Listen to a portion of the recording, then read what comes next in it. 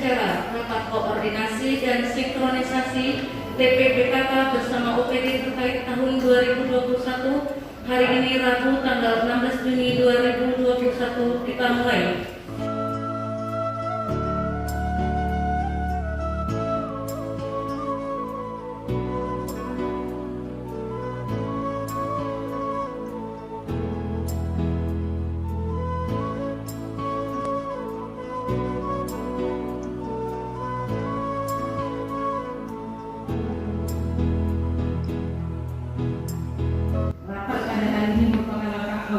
Untuk menyatukan persepsi dan keterpaduan dalam pengelolaan dan pelaksanaan 10 program pokok PKK sehingga tidak terjadi tumpang tindih dalam pelaksanaan ke depan.